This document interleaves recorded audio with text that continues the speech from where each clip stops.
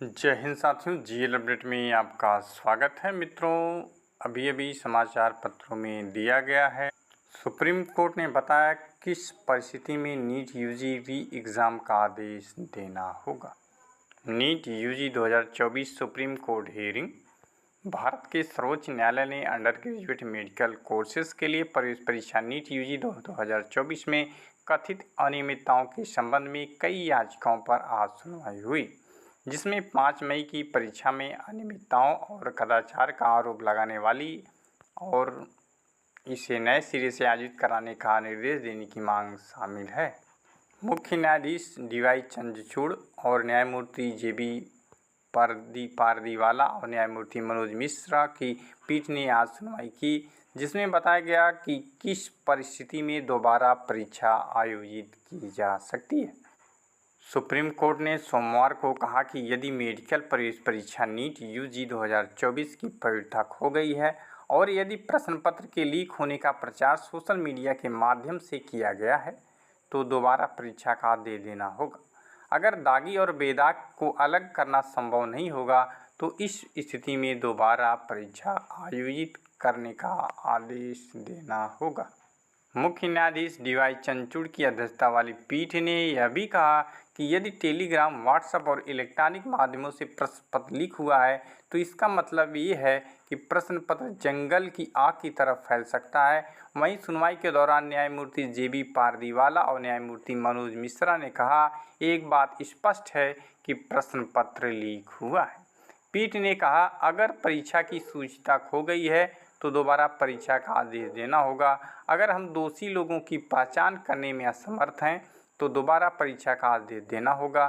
Social media के माध्यम से लीक का प्रचार किया गया तो दोबारा जांच का आदेश देना पड़ेगा।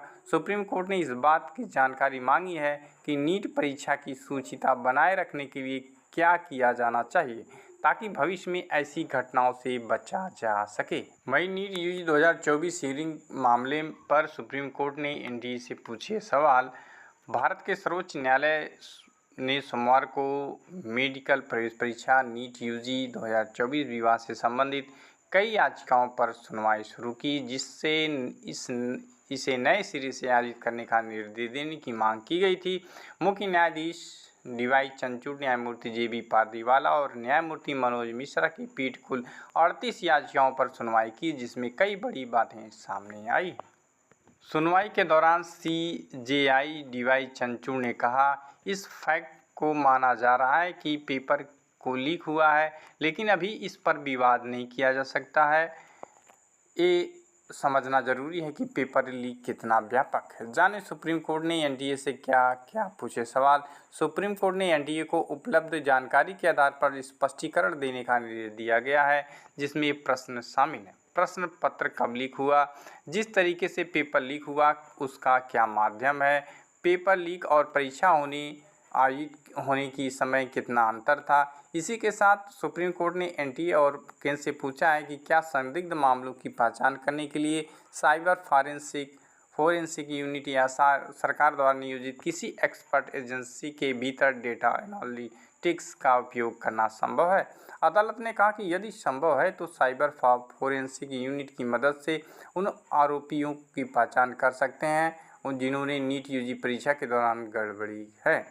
नीट यूजी एनटीए ने पेपर लीक की बात मानी है।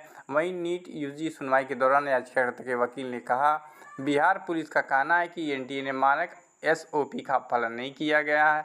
गलती प्रणालीगत स्तर पर है, यह बड़े पैमाने पर है। एनटीए का कहना है कि अभी हम यह नहीं कह सकते कि गलती प्रणालीगत स्तर पर है या नहीं।